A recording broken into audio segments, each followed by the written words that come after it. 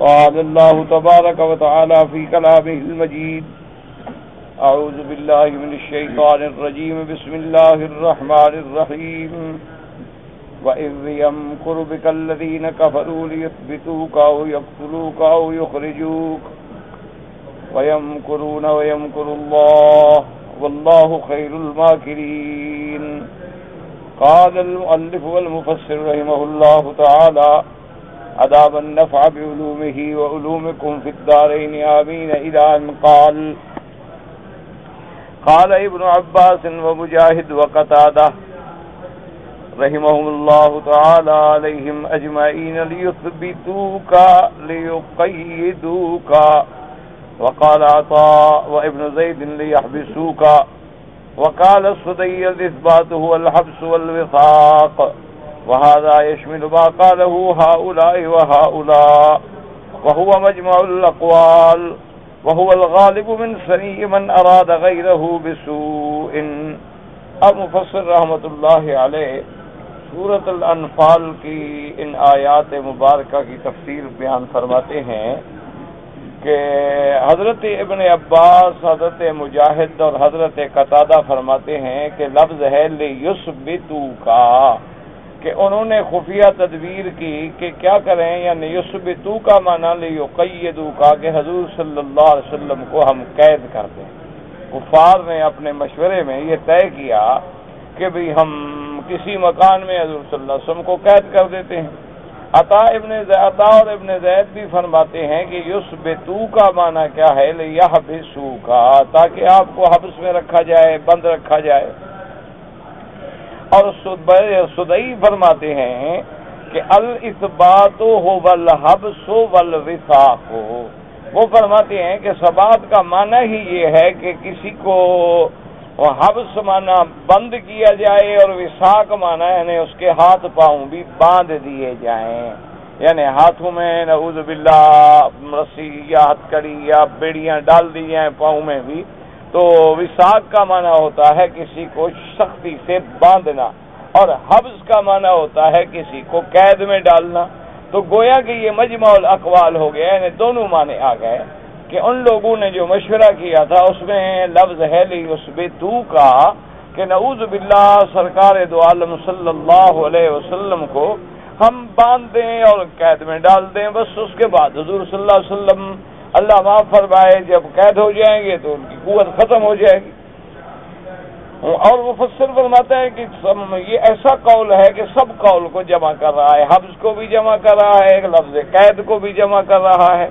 اور ویسے بھی جو آدمی نعوذ باللہ کسی کے ساتھ برا کرتے ہیں تو یہی تو کرتے ہیں کہ ان کو باندھ دیا اور حبس میں ڈال دیا۔ وقال سنید بن حجاج بن جریج قال سمعت عبید بن عمر يقول لما ائتمروا بالنبي صلى الله عليه وسلم ليثبتوه او يقتلوه او يخرجوه قال له ابو طالب هل تدري ما ائتمروا بك؟ قال يريدون ان يسجنونني او يقتلونني او يخرجوني فقال من اخبرك بهذا؟ قال ربي. قال نعم الرب ربك استوصي به خيرا. قال انا استوصي به بل هو استوصى به. وقال ابو جعفر بن جرير. ابو مفسر رحمۃ اللہ علیہ فرماتے ہیں کہ اس روایت میں حضرت عطا نے بھی ایک واقعہ نقل فرمایا۔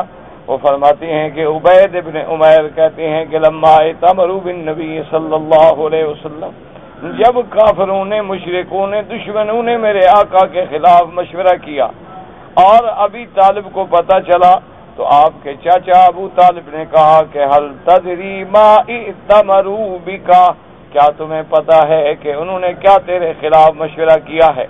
حضور صلی اللہ علیہ وسلم نے فرمایا کہ یریدون ان یسجنوننی، وہ چاہتے ہیں کہ یا تو مجھے سجن میں قید میں ڈال دیں، یا مجھے قتل کر دیں، یا مجھے مکہ سے نکال دیں۔ فقال ابو طالب نے کہا کہ من اخبرک بہذا، تمہیں کس نے خبر دی ہے اس بات سے کہ وہ کافر یہ چاہتے ہیں؟ حضور پاک نے فرمایا اخبرنی ربی، میرے اللہ نے مجھے خبر دی ہے۔ تو ابو طالب نے کہا کہ نعم الرب رب کا، محمد مصطفیٰ رب تو پھر تیرا ہی رب ہے نا ماشاء، کہ جس نے تیرے ساتھ اتنی مہربانی فرمائی ہے تو استوصِ بہ خیرن، یعنی آپ اس کے لیے، یا اس کا ایک ترجمہ یہ ہوتا ہے کہ میرے لیے بھی خیر کی سفارش کریں، وصیت کریں۔ تو آپ نے فرمایا کہ اچھا میں کروں گا، بلکہ آپ نے فرمایا میں نے کیا کرنا ہے، وہ تو خود مجھ پہ مہربان ہیں، میری حفاظت فرماتے ہیں۔ تو بہرحال اس روایت میں یہ آتا ہے، لیکن اکثر روایات سے جو قصہ ہجرت معلوم ہوتا ہے، کیونکہ یہ بالکل آخری وقت ہے میرے آقا کے قیام مکہ مکرمہ کا۔ حضور صلی اللہ علیہ وسلم کی زندگی مبارک میں یاد رکھیں کہ اس میں کوئی اختلاف نہیں ہے کسی کا بھی کہ جب میرے آقا کی عمر مبارک 40 سال ہوئی تو اللہ نے وحی اتاری، یعنی آپ پہ نزول وحی تب ہوا ہے کہ جب آپ کی عمر مبارک 40 سال ہوگی، اس میں کوئی اختلاف نہیں۔ اچھا، اس میں بھی کوئی اختلاف نہیں کہ ہجرت کے بعد حضور صلی اللہ علیہ وسلم نے مدینہ منورہ میں 10 سال کی زندگی گزاری ہے، اس میں بھی کوئی اختلاف نہیں۔ اب اختلاف صرف اس میں ہے کہ حضور صلی اللہ علیہ وسلم نے نبوت ملنے کے بعد مدینہ جانے تک کتنے دن گزارے ہیں مکہ مکرمہ میں، تو ان میں اختلاف ہے ائمہ کرام کا۔ اسی وجہ سے میرے آقا کی عمر مبارک میں بھی کئی 3 قول ہو گئے۔ بعض ائمہ نے یہ بھی فرمایا کہ حضور صلی اللہ علیہ وسلم کی عمر جو ہے وہ 60 سال تھی، اور اسی لیے وہ یہ کہتے ہیں کہ 40 سال کے بعد نبوت ملی، 10 سال مکے میں رہے، 10 سال مدینے میں رہے، 60 سال۔ اور بعض صحابہ کرام فرماتے ہیں کہ نہیں، حضور صلی اللہ علیہ وسلم کی عمر مبارک جو ہے وہ 63 سال، اور بعض ائمہ مبارک فرماتے ہیں کہ حضور صلی اللہ علیہ وسلم کی عمر جو ہے وہ 65 سال ہے۔ تو بہرحال 60 سال کا قول جو ہے وہ تو اتنی راجح نہیں ہے۔ البتہ 63 سال اور 65 سال کے جو اقوال ہیں ان کو محدثین کرام نے یوں جمع فرمایا ہے کہ ہمارے آقا کی پیدائش جو ہے ربیع الاول میں ہوئی ہے، اس میں کوئی جھگڑا نہیں، یاد رکھیں کہ آپ کی پیدائش ربیع الاول میں ہے، اور اس میں بھی کوئی جھگڑا نہیں کہ لیلۃ الاثنین ہے، سوموار کی عین صبح یعنی سوموار کی رات ہے حضور صلی اللہ علیہ وسلم کی ولادت مبارک، یعنی ربیع الاول کے مہینے میں بھی اختلاف نہیں اور لیلۃ الاثنین میں بھی اختلاف نہیں، لیکن تاریخ میں اختلاف ہے۔ بعض علماء فرماتے ہیں 2 ربیع الاول کو پیدائش ہوئی ہے، اور بعض علماء فرماتے ہیں کہ 9 ربیع الاول کو پیدائش ہوئی ہے، اور بعض علماء فرماتے ہیں کہ 12 ربیع الاول کو پیدائش ہوئی ہے، لیکن اس میں 3 قول ہو گئے، یعنی اتفاق نہیں ہے۔ لیکن حضور کی وفات میں پھر اتفاق ہے کہ آپ کی وفات جو ہے وہ ربیع الاول میں ہوئی ہے اور 12 ربیع الاول کو ہوئی، یعنی اس میں کوئی اختلاف نہیں ہے کسی کا کہ آپ کی وفات مبارک جو ہے وہ 12 ربیع الاول کو ہوئی، مہینہ بھی ربیع الاول ہے اور تاریخ بھی 12 ہے، لیکن ولادت میں اختلاف ہے کہ کیا وہ 2 ربیع الاول ہے، 9 ربیع الاول ہے یا 12 ربیع الاول ہے۔ تو بہرحال یہ اختلاف اصل میں اس لیے ہوتے ہیں، یاد رکھو کہ اس دور میں جب میرے آقا پیدا ہوئے ہیں تو یہ ڈائریاں اور یہ تقویم اور یہ حسابات اس طرح منضبط نہیں ہوتے تھے، بڑے بڑے واقعے کے ساتھ لوگ باتوں کو یاد رکھتے تھے کہ بھئی یہ واقعہ تب ہے، حضور کب پیدا ہوئے کہ جب حضور صلی اللہ علیہ وسلم ولد سنۃ الفیل ہے کہ جب ہاتھیوں کے بادشاہ نے کعبے پہ چڑھائی کی تھی تو اسی سال حضور پیدا ہوئے تھے۔ اب ہاتھیوں کا بادشاہ کس سن میں آیا تھا سن لکھا ہوا تو نہیں ہے نا، لیکن وہ واقعہ بڑا مشہور ہے، تو اس لیے ان باتوں کو دیکھا جاتا تھا۔ تو اب علماء نے جمع کیا کہ جو یہ کہتے ہیں 63 سال یا 65 سال، یہ دونوں قول ٹھیک ہے، کیونکہ اگر ربیع الاول پہلا بھی اور ربیع الاول آخری بھی اس کو پورا سال شمار کریں تو لہذا 2 سال یہ ہو گئے، 65 سال ہو گئے، اور اگر یہ قصور چھوڑ دی جائیں کہ ربیع الاول میں آپ کی ولادت ہے، ربیع الاول میں وفات ہے، تو ان قصور کو چھوڑ دیں تو باقی 63 سال بن گئے۔ تو اس بنا پر یاد رکھیں کہ پھر یہ قول ہوگا کہ حضور صلی اللہ علیہ وآلہ آلہ واصحابہ وسلم تسلیما کثیرا کثیرا، آپ کی نبوت کے بعد یعنی آپ کی بعثت کے بعد آپ نے 13 سال جو ہے وہ مکے میں گزارے ہیں، یعنی آپ کی عمر مبارک ہو گئی 53 سال۔ 53 سال کے بعد حضور صلی اللہ علیہ وسلم کو اللہ نے ہجرت کا حکم عطا فرمایا۔ تو اب یہ بات یاد رکھیں، یہ ساری بحث اس لیے کی ہے کہ بعض علماء یہ فرماتے ہیں کہ سب سے پہلے جو کفالت ہے حضور صلی اللہ علیہ وسلم کے دادا عبد المطلب نے کفالت کی ہے، کیونکہ آپ کے والد جو ہیں عبداللہ وہ آپ کی پیدائش سے بھی پہلے فوت ہو گئے۔ آپ کے والد عبداللہ جو ہیں وہ مدینہ منورہ گئے تھے اور ان کی وفات ہو گئی۔ اسی طرح آپ کی والدہ جو ہیں وہ آپ کی چھوٹی عمر تھی کہ والدہ کی بھی وفات ہو گئی، اور وہ بھی اتفاق ہے کہ مکہ اور مدینہ کے راستے میں ان کی بھی وفات ہو گئی۔ تو بہرحال اب ذمہ داری جو تھی وہ عبد المطلب کی تھی۔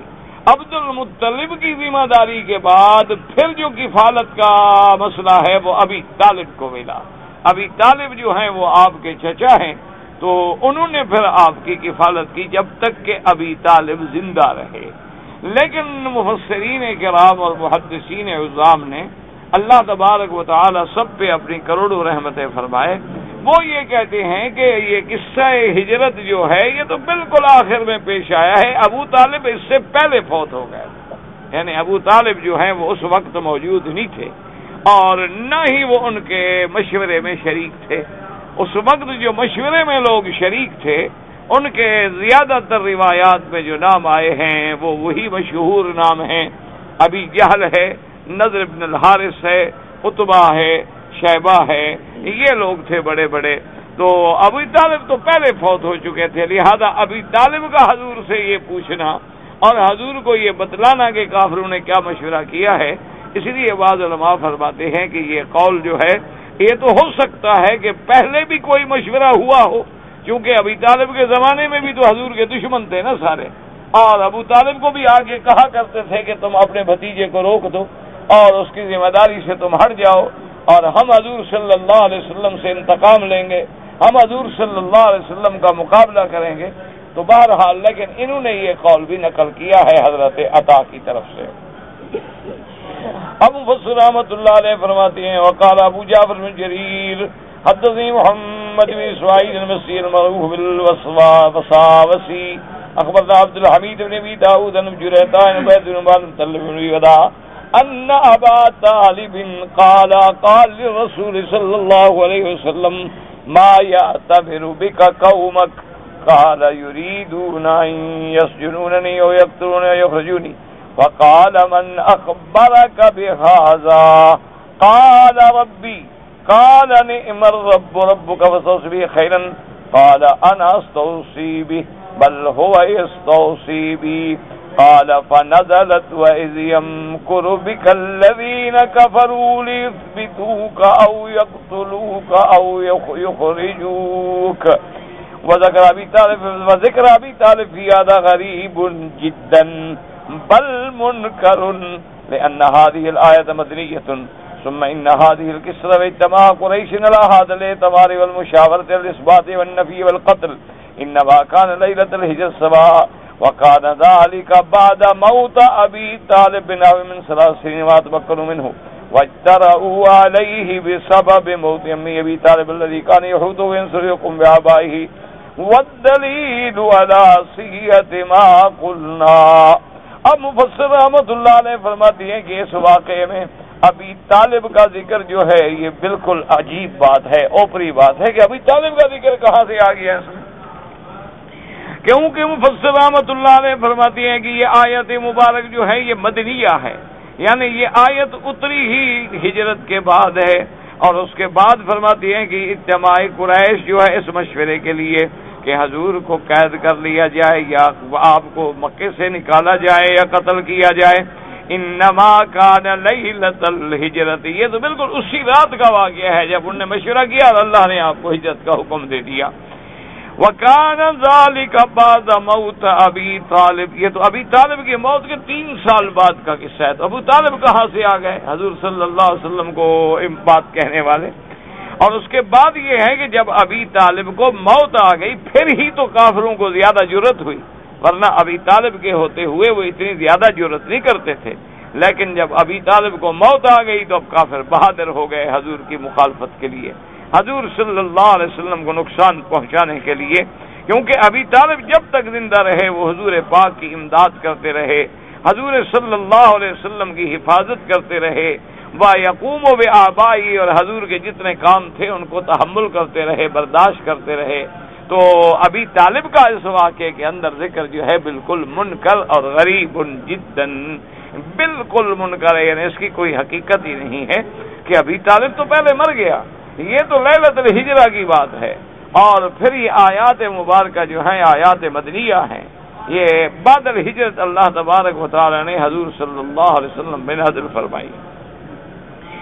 اب مفسر فرماتا ہے کہ ہماری دلیل جو ہے اپنی اس بات پہ وہ یہ بھی ہے، والدلیل علی صحت ما قلنا ما روى الامام محمد بن اسحاق بن یسار صاحب المغازی عبداللہ بن جہن مجاہد عن ابن عباس قال وحدثني الكلبي عن بازان مولى ام هاني ان ابن عباس ان نفرا من قريش من اشراف كل قبيلة اجتمعوا ليدخلوا دار الندوة فاعترضهم ابلیس فی صورت شیخ جلیل فلما رأوه قالوا له من انت۔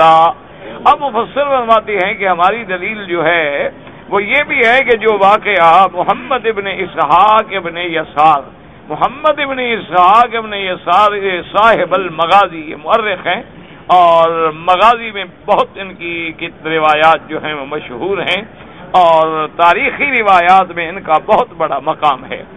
انہوں نے یہ بات نقل کی ہے کہ حضرت ابن عباس سے روایت ہے کہ ان نفرا من قریش، قریش کے بڑے بڑے لوگ جو تھے، من اشراف قریش، قریش کے معروف لوگ، ان کے سردار جو تھے وہ اکٹھے ہوئے ہر قبیلے کے، تاکہ دار الندوہ میں اکٹھے ہو کے مشورہ کریں۔ تو جب وہ دار الندوہ میں آئے تو دیکھا کہ ایک بہت بڑا بزرگ، ایک بڑا شیخ، عظیم آدمی جو ہے وہ بھی کھڑا ہے، تو اصل وہ ابلیس تھا، تو وہ ایک یعنی سردار کی اور ایک بزرگ کی شکل بن کے آ گیا۔ تو انہوں نے پوچھا بھی تم کہاں سے آئے؟ انہوں نے کہا میں نجد کے علاقے کا سردار ہوں۔ سمعت انکم اجتمعتم فاردت ان احضرکم ولن یعدمکم رأیی ونصحی قالوا اجل ادخل۔ اس نے کہا مجھے پتا چلا ہے کہ تم حضور پاک صلی اللہ علیہ وسلم کے خلاف ایک مشورہ کر رہے ہو، تو میں نے کہا ابھی ایسے موقع پہ میں بھی پہنچ جاؤں تاکہ تم میری مشورے سے اور میری نصیحت سے اور میرے تجربے سے محروم نہ رہ جاؤ۔ تو انہوں نے کہا کہ اچھا ٹھیک ہے، ابھی تم بھی چلو پھر داخل ہو جاؤ ہمارے ساتھ۔ فقال انظروا في شان هذا الرجل والله ليوشكن ان يواصبكم في امركم بامره۔ فقال قائل منهم احبسوه في وثاق ثم تربصوا به ريب المنون حتى يهلك كما هلك من كان قبله من الشعراء زهير والنابغة انما هو كأحدهم۔ جب اکٹھے ہو گئے تو انہوں نے کہا کہ دیکھو انظروا فی شان هذا الرجل، محمد عربی کے بارے میں غور کرو، تدبر کرو، فکر کرو کہ کیوں ایسا نہ ہو جائے کہ کہیں ان کا معاملہ جو ہے تم سب پہ غالب آ جائے۔ اصل میں وصوب کا معنی ہوتا ہے چھلانگ لگا کے اوپر آ جانا، تو انہوں نے کہا کہ ایسا نہ ہو کہ حضور کا دین جو ہے وہ تم سب کے اوپر آ جائے، اس میں وقت سے مشورہ کرو۔ تو ان مشورے دینے والوں میں ایک نے کہا کہ ایسا کرتے ہیں کہ حضور صلی اللہ علیہ وسلم کو قید کر لیتے ہیں اور نعوذ باللہ آپ کو باندھ دیتے ہیں اور قید خانے میں ڈال دیتے ہیں، اور پھر ہم انتظار کرتے ہیں موت کا، آخر آپ بھی ایسے آپ پر بھی موت آ جائے گی جیسے پہلے بڑے بڑے شعراء، جیسے نابغہ، جیسے زہیر، بڑے بڑے شعراء گزرے وہ بھی تو مر گئے، تو یہ بھی تو ایک شاعر ہی ہے نعوذ باللہ، ان پر بھی موت آ جائے گی تو ہماری جان چھوٹ جائے گی۔ اس کے بعد کہتے ہیں فَصَرَخَ عَدُوُّ اللَّهِ شیخ النجدی فقال، وہ جو بیٹھا تھا نا وہ ابلیس ایک بزرگ کی شکل میں، وہ چیخا، انہوں نے کہا کیا کر رہے ہو، کیسی بات کرے؟ واللہ ما هذا لكم برأيي والله ليخرجنه ربه من بابه الى اصحابه فليوشكن ان يسبوا عليه حتى ياخذوه من ايديكم ويمنعوه منكم فما آمن عليكم يخرجوكم من بلادكم قالوا صدق الشیخ انظروا فی غیر ھذا، وہ چیخا، اس نے کہا یہ کیا تم رائے دے رہے ہو؟ اگر تم نے قید بھی کر لیا نا، خدا کی قسم اس کا خدا جو ہے نا اس کو نکال دے گا، اس کا خدا جو ہے اس کو قید سے نکال دے گے، اور پھر ڈر ہے کہ اس آپ کے تم لوگوں کے اوپر آ جائیں گے، جو باقی اس کے ماننے والے ہیں وہ بھی آ کے اس کو چھڑا لیں گے۔ تو یہ بات جو ہے، اور یہ بھی میں نہیں کہہ سکتا، ہو سکتا ہے کہ وہ آ کے یخرجوکم من بلادکم، ان کی اتنی طاقت ہو جائے کہ وہ تمہیں خود مکے سے نکال دے، تو لہذا یہ رائے جو ہے یہ رائے قابل قبول نہیں۔ قال قائل من مخرجوه من بين أظهركم فتستريحوا منه فإنه إذا خرج لن يضركم ما صنع وأين وقع وإذا غاب عنكم أذاه واسترحتم وكان أمره في غيركم۔ اور دوسرے آدمی نے کہا رائے دی، اس نے کہا دیکھو بات سنو، میری رائے یہ ہے کہ حضور صلی اللہ علیہ وسلم کو قید نہ کریں، بلکہ ہم آپ کو مکے سے نکال دیتے ہیں، اپنی طاقت سے زور سے مکے سے نکال دیتے ہیں، تو جب حضور صلی اللہ علیہ وسلم یہاں سے چلے جائیں گے تو تمہیں آرام مل جائے گا، وہ جہاں جائیں وہ جانے، ان کا دین جانے، ان کا کام جانے، مقصد تو ہمارا ہے کہ ہمیں اطمینان ہو جائے۔ تو جب مکے میں نہیں ہوں گے، جب ہمارے شہر میں نہیں ہوں گے تو ہمیں کوئی تکلیف بھی نہیں ہوگی۔ اس نے کہا کہ فقال الشیخ النجدی واللہ ما ھذا لکم برائن، اس نے کہا نہیں نہیں، یہ جو تم نے تجویز دی ہے نا یہ بھی غلط ہے۔ الم تروا بحلاوت قولہ وطلاقت لسانہ، ابلیس نے کہا تم نے پتہ نہیں ہے میرے محمد مدنی کی زبان کیسے میٹھی ہے اور کتنی فصیح کلام ہے آپ کا، وہ تو جہاں جائیں گے دنیا ان کے پیچھے ہو جائے گی۔ وہ اخذ القلوبات شما من حدیث سے، اور لوگوں کے دلوں کو وہ اپنے ہاتھ میں لے لیں گے جو ان کی بات سنے گا۔ واللہ لئن فعلتم ثم استعرض العرب لیجتمعن علیہ ثم لیاتین الیکم وترجم ذلک ویقترشافکم، کہنے لگا خدا کی قسم ہے اگر تم نے ایسا کیا، تم نے اگر محمد عربی صلی اللہ علیہ وسلم کو مکے سے نکال دیا، تو میرا یقین ہے کہ بڑے بڑے لوگ جو ہیں وہ سب کے سب حضور کے پاس اکٹھے ہو جائیں گے اور حضور اتنی طاقت جمع کر کے آئیں گے کہ تمہیں مکے سے نکال دیں گے اور مکے میں آ جائیں گے، اور تمہارے جو بڑے بڑے سردار ہیں یقتلوا اشرافکم، تمہارے بڑے بڑے سرداروں کو بھی قتل کر دیں گے۔ قالوا صدق واللہ فانظروا رأیا غیر ھذا، کہنے لگے ہاں بھائی یہ بزرگ ٹھیک کہہ رہا ہے، اس کی بات جو ہے نا یہ ٹھیک ہے، واقعی اگر ہم نے حضور کو باہر بھیج دیا تو حضور کی زبان مبارک میں تو ایسا مٹھاس ہے، آپ کی زبان مبارک میں ایسی فصاحت و بلاغت ہے کہ تو ساری دنیا حضور کی غلام بن جائے گی، یہ بات جو ہے یہ ٹھیک نہیں ہے، اور کوئی مشورہ کرو۔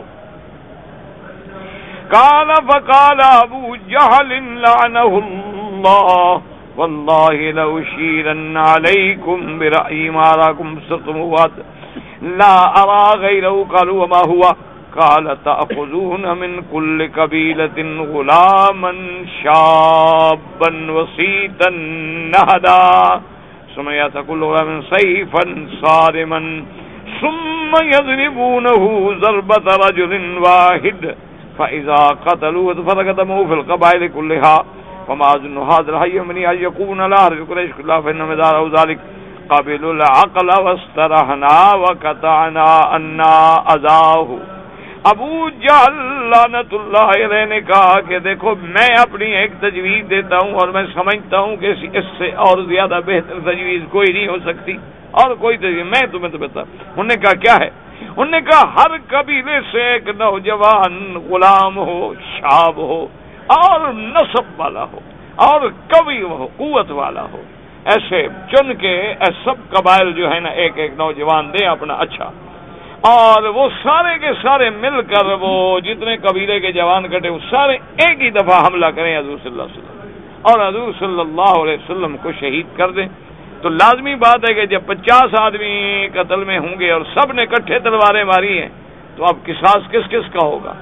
لازمی بات ہے کہ ان کا قبیلہ جو ہے پھر وہ عقل کہتے ہیں دیت کو، کہ پھر وہ دیت لینے پہ راضی ہو جائیں گے اور ہم کٹھے کر کے پیسے ان کو دیت دے دیں گے، خلاص ہمیں آرام ہو جائے گا، حضور صلی اللہ علیہ وسلم کو ہم شہید کر دیں گے، اور آپ کو ایک یا دو آدمی حملہ نہ کریں، بلکہ تمام قبائل جو ہیں وہ ایک ایک جوان دیں اور وہ مل کے ضربۃ رجل واحد یعنی مل کے حملہ کریں.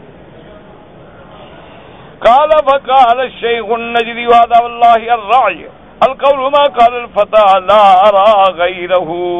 اب شیخ نجدی نے جب سنا تو کہنے لگا ہاں، کہنے لگا خدا کی قسم یہ ہے تجویز، بس یہی بات سنو جو یہ نوجوان کر رہا ہے، یعنی جو ابھی جہل کہہ رہا ہے، بس اس کے علاوہ اور کوئی تجویز ہے ہی نہیں، باقی تو سب باتیں ہیں اور ان کی کوئی حیثیت نہیں.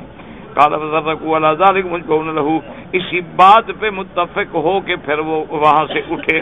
فأتى جبريل النبي صلى الله عليه وسلم فأمره ولا يبيت في مضجعه الذي كان يبيت فيه وأخبر مكر القوم فلم يبت في بيته تلك الليلة وأذن الله له عند ذلك بالخروج وأنزل الله عليه بعد قدوم المدينة فعل يذكر نعمه ولا يبلعه عنده. اب مفسر فرماتے ہیں کہ اللہ پاک نے جبریل علیہ السلام کو بھیجا. فَأَمَرَهُ جبریل نے آ کے اللہ کا حکم پہنچایا کہ آج آپ نے اپنے بستر پہ نہیں لیٹنا ہے، اور اس کے بعد اس نے خبر دی کہ کیا آپ کی قوم جو ہے کیا کیا ہیلے کیا کیا تدبیریں کر رہی ہے. اور اس کے بعد کہتی ہیں کہ حضور صلی اللہ علیہ وسلم نے پھر وہ رات اپنے گھر میں نہ گزاری، اور اللہ نے حکم دیا آپ کو کہ آپ اب مکے سے ہجرت فرمائیں مدینہ منورہ کی طرف. اور اس کے بعد جب حضور مدینہ منورہ میں تشریف لے آئے تو مدینہ منورہ میں ہجرت کے بعد اللہ نے یہ قرآن کی آیات اتاری تاکہ حضور کو اپنے احسان اپنی نعمتیں یاد دلائیں کہ کیسے کیسے ہم نے میرا مدنی صلی اللہ علیہ وسلم آپ کی حفاظت کی ہے. وَإِذْ يَمْكُرُ بِكَ الَّذِينَ كَفَرُوا لِيُثْبِتُوكَ أَوْ يَقْتُلُوكَ أَوْ يُخْرِجُوكَ وَيَمْكُرُونَ وَيَمْكُرُ اللَّهُ واللہ خیر الماکرین. وانظر فی طرف زبیر بن عطا یہلک کما ہلک من کان قبلہ من الشعراء ام یقولون شاعر نتربص به ریب المنون. وہ نے کہا تھا کہ ہم آپ کو قید کر دیں اور اس کے بعد پھر آپ کی موت کا انتظار کریں جیسے پہلے شاعر مر گئے. اللہ نے قرآن میں ساری آیتیں نازل فرمائیں، اپنا احسان بھی یاد دلایا اور حضور صلی اللہ علیہ وسلم کو بھی باخبر فرمایا.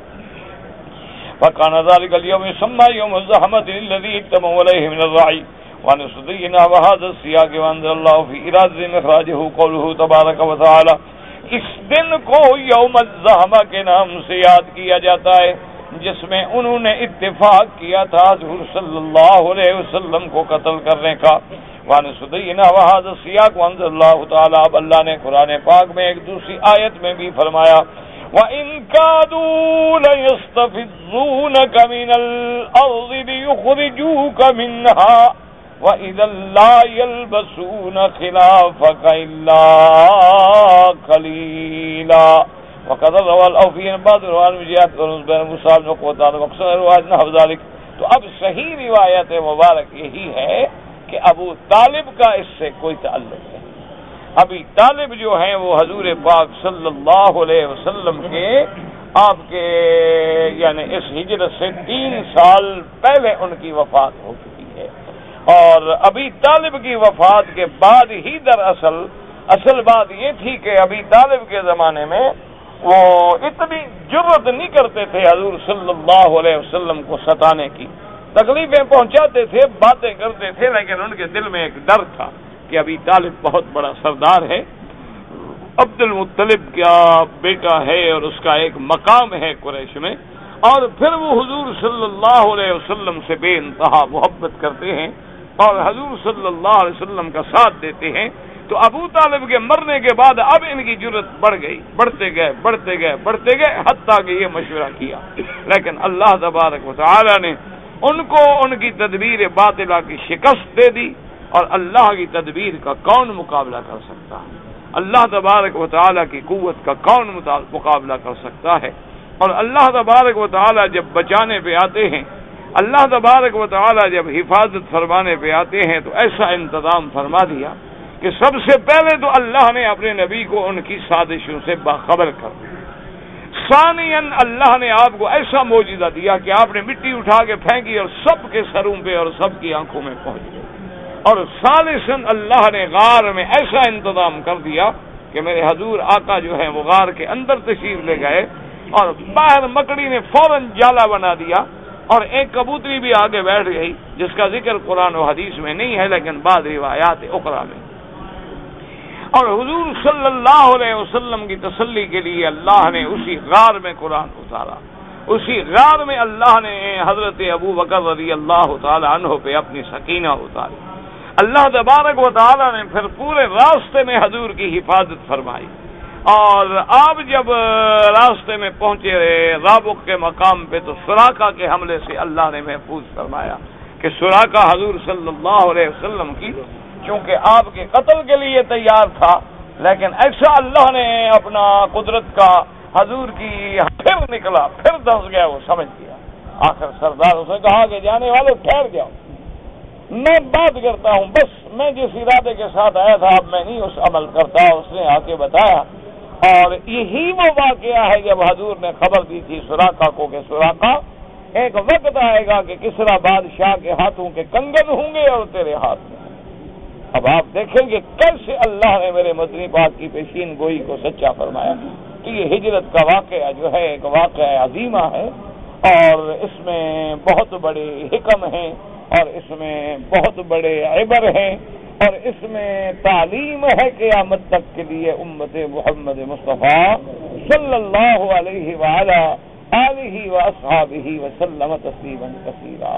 ورنہ دیکھیں یاد رکھیں اللہ اگر چاہتے تو حضور صلی اللہ علیہ وسلم جبریل بھیج کے اٹھا کے مدینے پہنچا کون سی مشکل بات.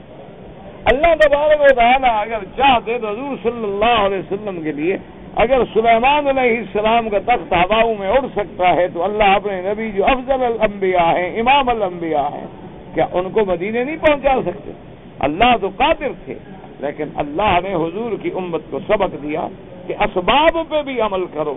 بستر پہ جب حضرت علی کو لٹایا اپنے ساتھ میں حضرت صدیق کو لیا پھر 3 راتوں تک غار میں اپنے آپ کو بند رکھا اس کے بعد ایک دلیل لیا اور خفیہ راستے سے سفر فرمایا اور سفر کی مشقتیں برداشت کرتے کرتے آپ مدینہ منورہ میں پہنچے. تو اس میں اللہ تبارک و تعالیٰ کی طرف سے حکمتیں ہوتی ہیں موعظہ ہوتا ہے ورنہ اللہ نے ہمیشہ ہر قدم پر اپنے نبی کی حفاظت فرمائی. اسی طرح حدیث میں آتا ہے اور بہت ساری صحیح روایات میں کہ ابھی میرے آقا کی عمر مبارک جو ہے بالکل عین بچپن ہے تو سب سے پہلے ابی طالب کے ساتھ آپ جو ہیں سفر کے لیے نکلے شام کی طرف. ابی طالب قافلہ لے کے تجارت کے لیے نکلا تو حضور کو بھی ساتھ لے لیا کیونکہ حضور سے بہت محبت کرتے. راستے میں جب پہنچے ایک مقام پہ تو وہاں ایک راہب تھا بحیرہ اس کا نام تھا ان کا بہت بڑا پادری تھا. وہ ایک معبد میں اس کا ایک عبادت خانہ تھا اس میں رہتا تھا. وہ کبھی باہر نہیں آتا تھا اور قریش کے قافلے تو آتے جاتے رہتے تھے لیکن اس نے کبھی کسی قافلے والوں سے نہ بات کی نہ ملاقات کی نہ ملا نہ کبھی آیا نہ گیا. اس دفعہ ابھی طالب جب قافلہ لے کے آئے اور ایک جگہ پڑاؤ کیا تو بحیرہ جو ہے فوراً اپنے عبادت خانے سے آ گیا. میں پوچھا بھی یہ قافلہ انہوں نے کہا قریش کا قافلہ ہے. کون سردار ہے؟ اس نے کہا ابھی طالب سردار ہے. اس نے کہا مجھے لے چلو ابھی طالب کہاں. ابھی طالب کے پاس آیا ملا. ابھی طالب بھی اس کا نام سنتے تھے. ابھی طالب نے بھی استقبال کیا. اس نے کہا کہ کمال ہے آپ تو کبھی بھی باہر نہیں آئے آپ نے تو کبھی بھی ہمارے ساتھ جو ہے بات ہی نہیں کی. خیر تو ہے کیا بات ہے؟ اس نے کہا میں ایک خاص بات کے لیے آیا ہوں. ایک تو یہ ہے کہ آج میں دعوت دے رہا ہوں کہ آج جتنا آپ کا قافلہ ہے نا سب کا کھانا میری طرف سے ہوگا. کہا کہ وجہ تو بتاؤ. اس نے کہا یہ جو آپ کے ساتھ ایک جوان ہے بچہ ہے یہ کون ہے؟ اس کا نام کیا ہے؟ کہا میرا بھتیجا ہے محمد ابن عبداللہ ہے صلی اللہ علیہ وسلم. بس اس نے کہا میں اسی لیے تمہیں دعوت دے رہا ہوں۔ اس نے کہا کیا وجہ کیا ہے آخر؟ اس نے کہا ابی طالب یہ ذات یہ شخص جو ہے نا یہ نبی، آپ کو کیسے پتا ہے؟ اس نے کہا آپ نے دیکھا نہیں کہ جہاں آپ آئے ہیں نا تو ہر پتھر اور ہر درخت اور ہر چیز جو ہے وہ آپ کے سامنے جھوٹی، اس میں آتا ہے کہ اس درخت کے نیچے کوئی نہیں آگے بیٹھتا الا نبی۔ ابی طالب کے لیے نئی بات تھی، ابھی تو حضور کی عمر مبارک 12 سال ہے۔ ابی طالب نے کہا ٹھیک ہے ہو سکتا ہے، ویسے ابی طالب کو تو حضور سے محبت بھی تھی، پیار بھی تھا، تو حضور کی کوئی تعریف کرے تو آپ کو اچھی لگتی تھی، لیکن یہ باتیں ابو طالب کی سمجھ سے بالا تر تھی۔ جب کھانے کے لیے سب کے سب اکٹھے ہو گئے تو راہب بحیرہ جو ہے وہ دیکھ رہا ہے، اس نے کہا وہ اپنا محمد کہاں ہے صلی اللہ علیہ وسلم؟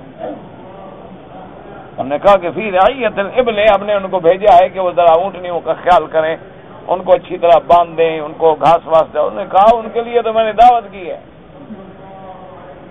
انہیں کو بلائیں جلدی۔ جب ان کو بلایا گیا تو وہاں جو درخت تھے ان کا سایہ جو تھا اس کے نیچے لوگ بیٹھ گئے تھے۔ حضور جب آئے تو سایہ بچا ہی نہیں، تو آپ وہ دھوپ میں بیٹھے تو فوراً سایہ حضور کی طرف پلٹ گیا صلی اللہ علیہ وسلم۔ تو بحیرہ نے کہا دیکھ رہے ہو؟ اب ابو طالب بھی حیران ہوئے کہ بات تو ٹھیک ہے کہ یہ سایہ ادھر تھا، 1 منٹ میں ادھر کیسے ہو گیا؟ اور اس نے کہا کہ نشدتک باللہ یا ابی طالب، اس نے کہا دیکھو ابی طالب میں تمہیں تمہارے خدا کی قسم دیتا ہوں جس کو تم خدا مانتے ہو، تمہیں اللہ کی قسم دیتا ہوں کہ ان کو فوراً مکے میں بھیجو، ان کو شام کی طرف نہ لے جاؤ، وہاں اہل روم ہیں اور وہ کتابوں میں علامات پڑھ چکے ہیں، اگر تم آپ کو لے گئے تو وہ آپ کو قتل کر دیں گے۔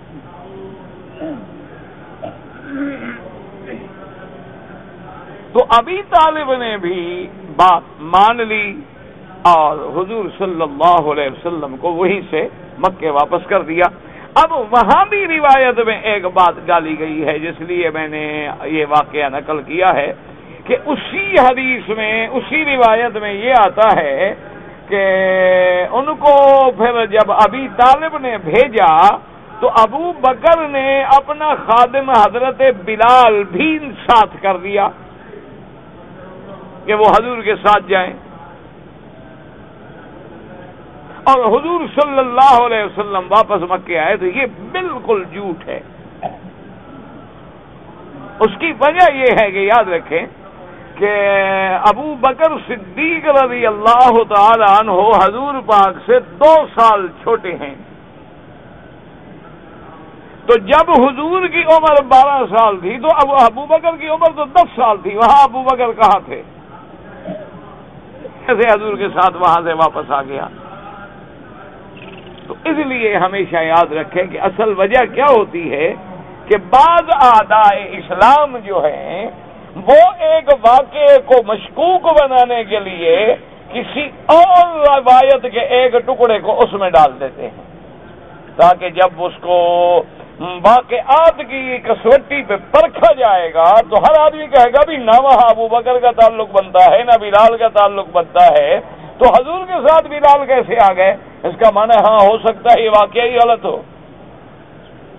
تو اس لیے ہمیشہ ایسے جیسے کہ اب اس واقعہ ہجرت میں ابو طالب کا نام ڈال دیا کہ ابو طالب نے آگے پوچھا کہ یا رسول اللہ صلی اللہ علیہ وسلم تمہیں پتہ ہے ما ائتمر بک القوم، قوم نے آپ کے خلاف کیا مشورہ کیا ہے؟ آپ نے فرمایا ہاں مجھے پتا ہے، یریدون ان یخرجونی او یسجنونی او یقتلونی، کہ یا وہ مجھے نکالنا چاہتے ہیں یا قید کرنا چاہتے ہیں یا قتل کرنا چاہتے ہیں۔ ابو طالب تو پہلے 3 سال مر گیا ہے تو ابو طالب کیسے یہ بات کہہ رہا ہے؟ اس لیے ہمیشہ یاد رکھیں اس کی 2 وجوہات ہوتی ہیں۔ ایک وجہ تو یہ ہوتی ہے کہ جو دشمن ہیں اسلام کے انہوں نے روایات میں مختلف روایات سے ٹکڑے لے کے ڈال دیے، اس دور میں اتنا تو انتظام ہوتا نہیں تھا کہ بندہ ٹیلی فون کر کے پوچھ لے کہ جی آپ نے کیا لفظ فرمائے ہیں. 20 یعنی سال کی محنتوں کے بعد تو واقعات ملتے تھے. 6 مہینے سفر کرنے کے بعد تو ایک حدیث حاصل ہوتی تھی.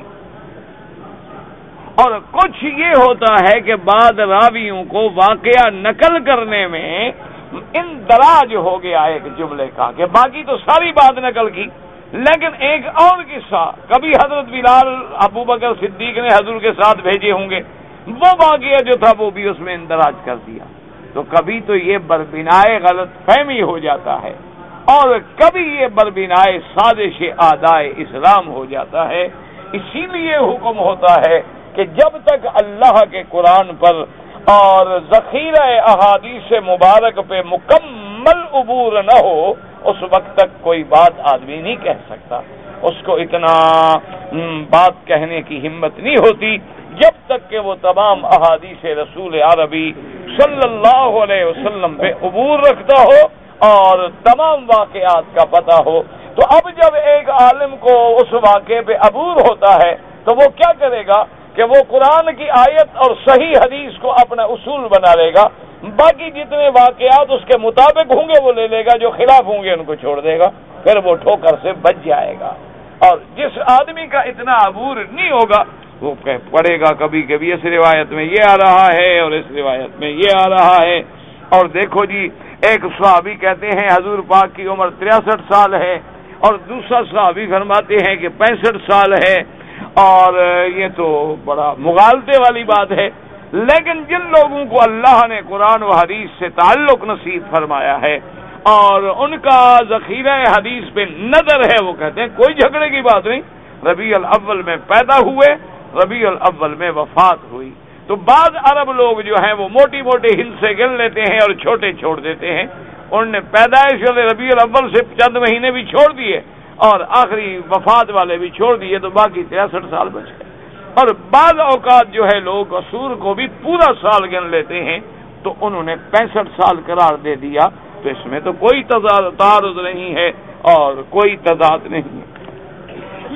اب اس کے بعد جناب فرماتی ہیں وَيَوَانْ مُجَاہد وَعُرْوَةَ بْنِ زُبَيْرِ وَمُوسَىٰ بْنِ عُقْبَةَ وَقَتَادَةَ مَقْسَمَ وَغَيْرُ وَاحِدٍ نَحْوَ ذَلِكَ وقال يونس وكان بصحابة قام رسول الله صلى الله عليه وسلم ينتظر أمر الله حتى إذا اجتمعت قريش ومكرت به وأرادوا به ما أرادوا أتاه جبريل عليه السلام أمره أن لا يبيت في مكانه الذي كان يبيت فيه ودعا رسول الله صلى الله عليه وسلم علي بن أبي طالب فأمره أن يبيت على فراشه ويتسجى ببرد له أخضر ففعل ثم خرج رسول الله صلى الله عليه وسلم قومهم على بابه وخرج معه بجفنة من تراب فجعل يذرها على رؤوسهم واخذ الله بصارم النبي محمد صلى الله عليه وسلم.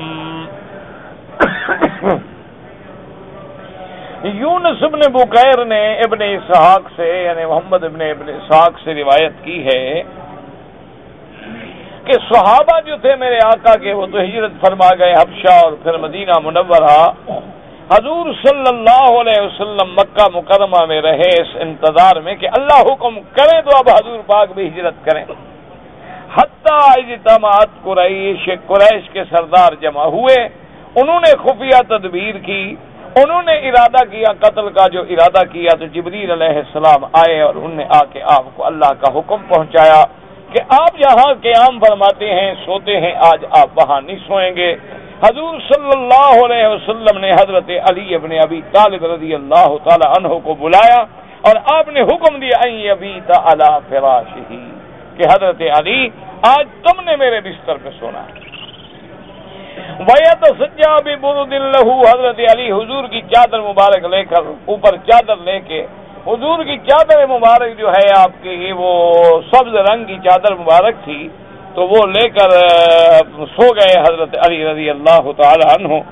حضور صلی اللہ علیہ وسلم پھر اپنے گھر مبارک سے نکلے اور آپ نے یہاں آتا ہے بِحَفَنَةٍ او بِجَفَنَةٍ یعنی ایک پیالے میں مٹی لے لی اور بعض روایات میں آتا ہے کہ حضور نے مٹھی مبارک بھری مٹی سے تو بہرحال آپ نے وہ لے لی. فجعل يذرها على رؤوسهم، حضور نے وہ مٹی جو تھی سب کافروں کے سروں پہ ڈالی اور اللہ پاک نے ان کی آنکھیں بھی ختم کر دی، یعنی ان پہ نیند بھی غالب آ گئی اور حضور ان کے درمیان سے نکل گئے.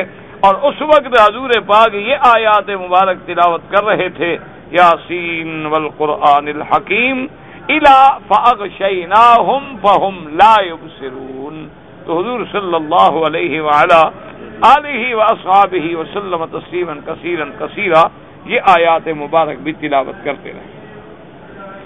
وقال الحافظ ابو بکر البیہقی رواه ما يوقد هذا وقد روى ابن حبان في صحيح ولكن في مصدق عبد الله عثمان بن خصيم بن سعيد بن جبير بن باز قال دخلت فاطمة على رسول الله صلى الله عليه وسلم وهي تبكي فقال ما يبكيك يا بنية قالت يا أبت وما لي لا أبكي وهؤلاء الملأ من قريش في الهجر يتعاهدون باللات والعزى ومناة الثالثة الأخرى لو قد رأوك لقاموا إليك فيقتلونك وليس منهم إلا من قد عرف نصيبه من دمك. وقال يا ابني ائتني بوضوء ثم خرج إلى المسجد فلما رأوه قالوا ها هو ذا فتأتأوا رؤوسهم وسقطت رقابهم بين أيديهم فلم يرفعوا أبصارهم فتناول رسول الله صلى الله عليه وسلم قبضة من تراب فحسبهم بها وقال شاهت الوجوه فما أصاب رجلا منهم حصاة من حصياته إلا قضى يوم بدن كافرا. ثم قال الحاكم صحيح على شرط مسلم فلم يخرجاه ولا أعرف له علة. اب اس روایت میں آتا ہے، مفسر فرماتا ہے کہ ابن حبان نے اپنی صحیح میں اور حاکم نے مستدرک حاکم میں اس روایت کو نقل کیا ہے. حضرت ابن عباس سے روایت ہے، وہ فرماتے ہیں کہ بی بی فاطمہ سیدہ فاطمہ الزہرا رضی اللہ تعالی عنہا آئیں حضور کی خدمت میں اور بی بی فاطمہ جو ہے وہ رو رہی ہیں. تو حضور صلی اللہ علیہ وسلم نے فرمایا کہ ما یبکی کے یا بنیا، میری بیٹی کیوں رو رہی ہو؟ خیر تو ہے، کیا بات ہے، روتی کیوں ہو؟ تو سیدہ فاطمہ الزہرا نے عرض کیا کہ یا رسول اللہ، قالت یا ابتی وما لی لا ابکی، کہ ابا جان میں کیوں نہ رو؟ بات ہی ایسی ہے، رونے والی بات ہے. اب نے سنا کیا بات ہے؟ انہوں نے کہا کہ حتیم میں سارے کافروں کے بڑے بڑے سردار جو ہیں وہ اکٹھے تھے اور وہاں بیٹھ کے لات اور عزا اور منات اپنے خداؤں کی قسمیں کھا رہے تھے اور قسم کھا کے انہوں نے یہ بات طے کی ہے کہ آپ کو اب جب دیکھیں گے تو سب مل کے آپ پہ قاتلانہ حملہ کر دیں گے. تو جب آپ پہ قاتلانہ حملہ کر دیں گے صاف بات ہے کہ پھر سب کو تو قتل نہیں کیا جا سکتا، پھر آپ کے خون بہا کی بات ہوگی. تو پھر ہر کوئی جانتا ہے کہ وہ مل کے اپنے اپنے حصے کا آپ کی دیت ادا کر دیں گے اور آپ سے فارغ ہو جائیں گے. آپ نے فرمایا اچھا یہ بات ہے. آپ نے فرمایا اچھا پانی لے آؤ. تو پانی منگوایا اور اس کے بعد میرے آقا نے وضو کیا. وضو فرمانے کے بعد ثم خرج الى المسجد، پھر آپ تشریف لے آئے مسجد الحرام. فلما رأوه قالوا ها هو ذا. اب حضور کو جب دیکھا انہوں نے، وہ تو اسی کے لیے تیار بیٹھے تھے نا، کہا ہاں دیکھو وہ آ گئے محمد مصطفیٰ. اس کے بعد کہتے ہیں فتأتأوا رؤوسهم، یہ کہنا تھا اور دیکھنے کے بعد فوراً گردنیں بھی جھک گئی اور گردنیں نیچے گر گئی. اب ان کو یہ بھی ہمت نہ ہو گئی یوں آنکھیں اٹھا کے حضور کو دیکھ لیں. بس بالکل ایسا روب اللہ نے ڈال دیا کافروں کے دل میں کہ بالکل ان کی گردنیں جو تھی ختم ہو گئی. حضور پاک نے مٹی لی، مٹی لینے کے بعد آپ نے پھینکی اور فرمایا شاہت الوجوہ، شاہت الوجوہ. اور اس روایت مبارک میں ہے کہ فما اصاب رجلا منهم حصاة من حصیاته، جس کافر پر بھی اس مٹی اور کنکریوں کا کوئی ذرا پڑا نہ وہ بدر میں قتل ہوا. جس پر حضور صلی اللہ علیہ وسلم نے مٹی پھینکی تھی اور جس پر بھی وہ پڑی وہی بندہ جو تھا کافروں کا بدر کے اندر مارا گیا. اب مفسر رحمۃ اللہ علیہ فرماتے ہیں کہ امام حاکم نے مستدرک حاکم میں اس روایت کو نقل کرنے کے بعد فرمایا ہے کہ صحیح علی شرط مسلم، کہ یہ روایت جو ہے امام مسلم رحمۃ اللہ علیہ کی شروط کے مطابق جو ہے صحیح روایت ہے، لیکن ولم یخرجہ ہو، لیکن اس کو یعنی امام مسلم یا امام بخاری رحمۃ اللہ علیہ نے اپنی کتابوں میں ذکر نہیں فرمایا ہے۔ وقال الامام احمد حدثنا عبد الرزاق قال اخبرنا محمد قال اخبرني عثمان الجريري مقسم مولى ابن عباس اخبره ابن عباس بقوله واذ يمكر بك الذين كفروا قال تشاورت قريش ليلة بمكة فقال بعضهم، انہوں نے مشورہ کیا، اذا اصبح فاصبتوه بالوثاق يريدون النبي صلی اللہ علیہ وسلم، کہ جو صبح ہو اور حضور نکلیں بس پکڑ لیتے ہیں ہم۔ وقال بعض بل اقتلوا وقال بعض بل اخرجوا واطلع الله نبيه على ذلك، اللہ پاک نے اپنے پیغمبر کو خبر کر دی، فبات علی رضی اللہ عنہ على فراش رسول اللہ صلی اللہ علیہ وسلم وخرج نبی اللہ کا بالغار وبات المشركون يحرسون عليا يحسبونه النبي صلی اللہ علیہ وسلم، حضور نے حضرت علی رضی اللہ تعالیٰ عنہ کو بلایا اور حکم دیا کہ میرے بستر پہ سو جائیں۔ حضور پاک تو تشریف لے گئے غار کی طرف، یہ سوچتے رہے کہ ابھی حضور سوئے ہوئے ہیں، حالانکہ وہاں حضرت علی رضی اللہ تعالیٰ عنہ سو رہے تھے۔ فلما اصبحوا ساروا الیہ فلما رأوا علیا رضی اللہ تعالیٰ مکرهم وقالوا این صاحبک ھذا، اب جب صبح کا وقت ہوا ارادہ کیا کہ حملہ کرنے، دیکھا آگے تو حضرت علی ہیں، اللہ کے نبی تو ہے نہیں، اللہ نے ان کی تدبیر کو الٹ ڈالا۔ ان کہنے لگے کہ کہاں ہے محمد یا ربی؟ قال لا ادری فاقتصوا اثره فلما بلغوا الجبل اختلط عليهم فصعدوا في الجبل، اس کے بعد جو تھا وہ حضور کے نشان قدم جو تھے ڈھونڈتے ڈھونڈتے ڈھونڈتے پہنچے اور پہاڑ پہ گئے اور غار پہ پہنچے۔ فرأوا على بابه نسج العنكبوت، جب غار پہ پہنچے، پہاڑ پہ پہنچے، غار بھی تھی، تو دیکھا کہ آگے تو مکڑی نے جالا تنا ہوا ہے، کہنے لگا یار کل کو اگر غار میں ہوں تو پھر یہ کم از کم جالا تو ٹوٹے نا، تو جالا جب لگا ہوا ہے اس کا معنی غار میں نہیں گیا، اور جگہ تلاش کر۔ فقالوا لو دخلها هنا لم يكن نسج العنكبوت على بابه فمكث فيه 3 ليال، 3 راتیں حضور صلی اللہ علیہ وسلم نے غار میں گزاری اور اس کے بعد پھر مدینہ منورہ کا سفر ہوا۔ وقال محمد بن ساغن محمد بن جعفر بن زبیر عروة بن زبیر فی قوله تعالی وَيَمْكُرُونَ وَيَمْكُرُ اللَّهُ وَاللَّهُ خَيْرُ الْمَاكِرِينَ وَمَكَرَ بِهِمْ بِكَيْدٍ مَتِينٍ حَتَّى خَلَّصَ مَكَرْتُ بِهِمْ بِكَيْدِي الْمَتِينِ حَتَّى خَلَّصْتُكَ مِنْهُمْ، اللہ نے فرمایا میرا محبوب پھر ہم نے تدبیر کی اور دشمن کی تدبیروں کو الٹ ڈالا۔ تو اس لیے یاد رکھیں کہ مکر جب مقابلے پہ ہو اور مکر کفار کو توڑنے والا ہو تو یہ مکر ممدوح ہے، پھر اللہ تبارک و تعالیٰ کی صفت کے ساتھ ذکر ہو سکتا ہے، کیونکہ اللہ تبارک و تعالیٰ متصف ہے بصفات الکمال والجلال، اور اللہ تبارک و تعالیٰ کی ذات منزہ ہے ہر اس صفت سے جس میں نقص ہو۔ تو اس لیے علماء نے فرمایا کہ مکر جو ہے ہمیشہ یاد رکھو اکیلا استعمال نہیں ہوگا اللہ کے نام، لیکن مقابلے کے لیے جب ہو تو ایک کے مکر کو توڑ دینا اور نبی کو بچا یہ تو ممدوح ہے، اس لیے یہ اللہ تبارک و تعالیٰ کی صفت ہے۔ واللہ تعالی اعلم وعلمہ اتم۔ کہ یہ 1.25 لاکھ پڑھنا، 2 لاکھ پڑھنا کسی درود شریف کا، یہ احکام قرآن حدیث مبارک میں نہیں ہے، یاد رکھو، نہ یہ طریقے ہیں قرآن میں، نہ یہ طرق ہیں اور نہ یہ چیزیں ہیں۔ البتہ اس میں کوئی شک نہیں ہے کہ جتنا زیادہ پڑھیں گے درود شریف اتنی اللہ تبارک و تعالی اپنی رحمت نصیب فرمائیں گے، اور حضور صلی اللہ علیہ وآلہ آلہ واصحابہ وسلم تسلیما کثیرا کثیرا کی محبت نصیب ہوگی، اور جب حضور کی محبت نصیب ہوگی تو عمل بالسنہ نصیب ہوگا، اور جب عمل بالسنہ نصیب ہوگا تو اللہ راضی ہوں گے، اس میں تو کوئی شک نہیں۔ اور اللہ کا حکم ہے کہ یا ایھا الذین آمنوا صلو علیہ وسلموا تسلیما۔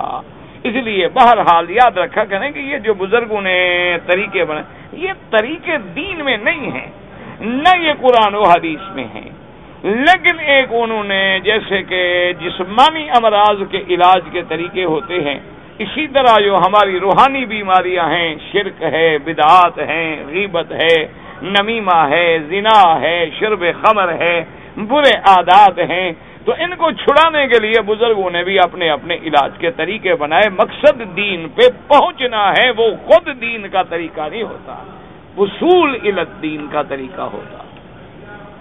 قرآنی آیات کا وظیفہ پر بالکل پڑھیں، کوئی بات ہے۔ اب دیکھیں، ابھی نہیں پڑھا آپ نے حدیث میں کہ حضور نے پڑھا یاسین والقرآن الحکیم انک لمن المرسلین، تو اس میں آیات آتی نا وجعلنا من بین ایدیہم سدا ومن خلفہم سدا فاغشیناہم فہم لا یبصرون، تو اللہ کے نبی نے خود پڑھا ہے قرآن شریف، تو بالکل پڑھ سکتے ہیں۔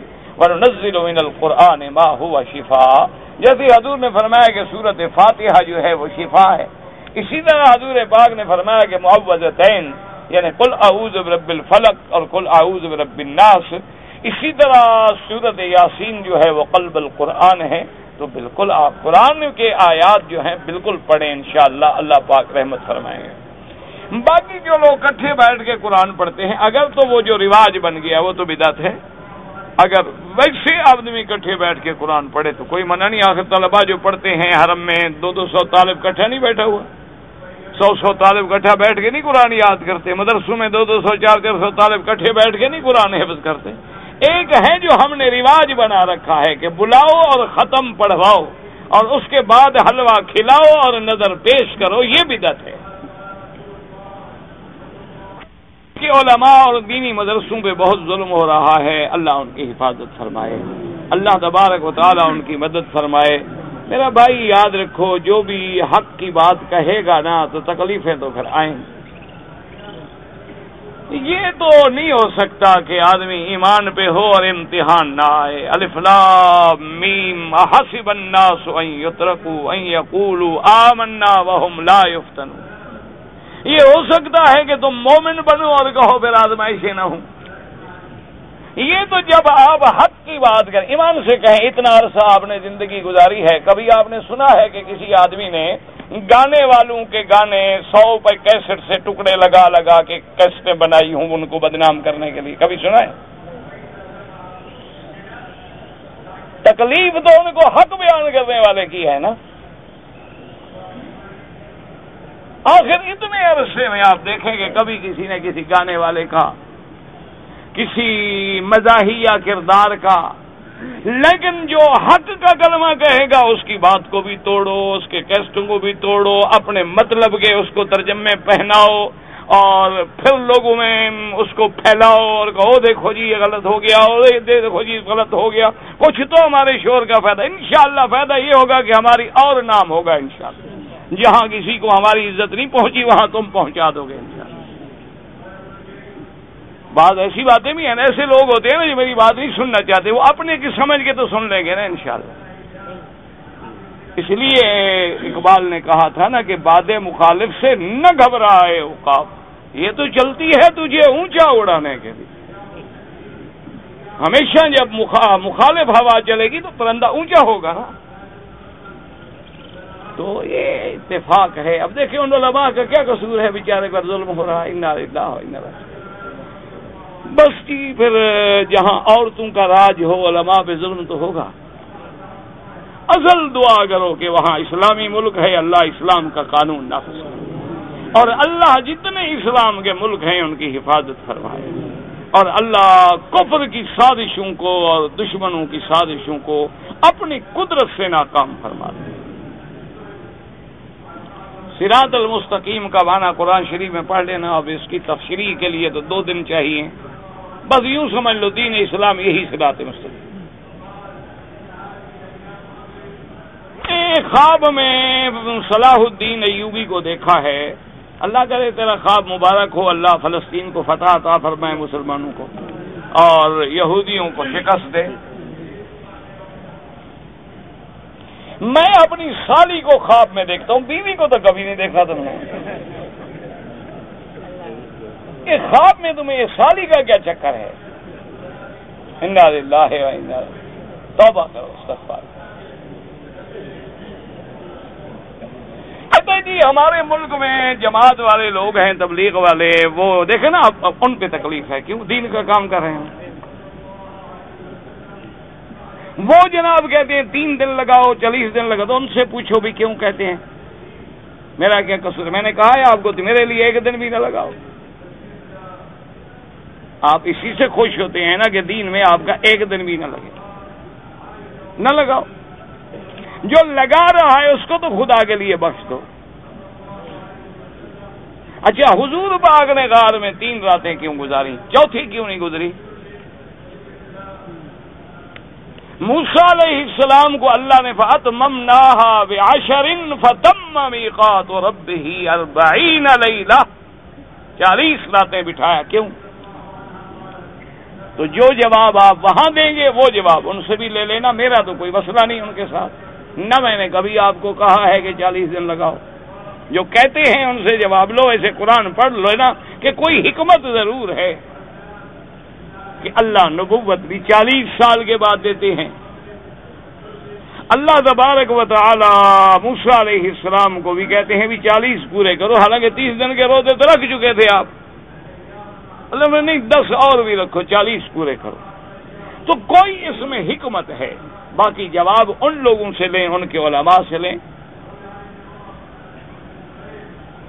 میرا بہنوئی مالی طور پہ کمزور ہے، بالکل آپ زکوٰۃ دے سکتے ہیں، اور غریب ہے کمزور ہے زکوٰۃ دیں، بہنوئی کو بہن کو سب کو جائز ہے۔ ایک مسجد تھی وہاں سپیکر اتار دیا، تو یہ بھی میرے ذمہ ہے بتاؤں کہ کیوں اتار دیا، ان سے جا کے پوچھو بھی کیوں اتار دیا۔ اللہ کے بندے اس کا کون سا مسئلہ ہے کہ میں بیان کروں؟